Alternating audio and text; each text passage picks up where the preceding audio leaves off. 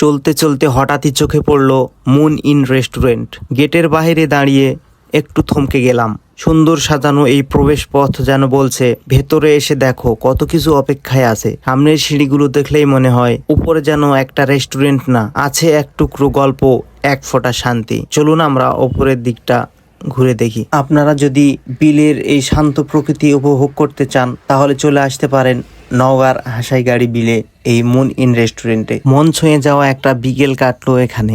আপনি যদি একদিন আসেন, একটা মুহূর্ত চুপচাপ বসে শুধু প্রকৃতিকে শুনবেন। সব কথা না বললেও অনেক কিছু বলে যাবে এই মুন ইন। আজ আমি এসেছি এক চমৎকার জায়গায়, মুন ইন রেস্টুরেন্ট। এই রেস্টুরেন্ট শুধু খাওয়ার জায়গা না, মনে হবে যেন প্রকৃতির কোলে বসে গল্প বলছি নিজের সাথে। বাতাসে একটা অদ্ভুত শান্তি। আপনি যদি সন্ধ্যার আগ মুহূর্তে একটু অন্যরকম অনুভূতি নিতে চান তাহলে চলে আসতে পারেন। ছাদে বসে উপভোগ করতে পারেন সন্ধ্যার প্রকৃতি। মনোমুগ্ধকর এক পরিবেশ এখানে রয়েছে। রেস্টুরেন্টটা খুবই পরিপাটি আর সুন্দরভাবে সাজানো। সাজসজ্জায় আছে গ্রামের ছোঁয়া, অথচ আধুনিকতার স্বাদও মেলে এখানে। যারা একটু প্রকৃতির কাছাকাছি থাকতে চান কিংবা শান্ত কোনো জায়গায় সময় কাটাতে চান, তাদের জন্য মুন ইন হতে পারে একটা দারুণ ঠিকানা।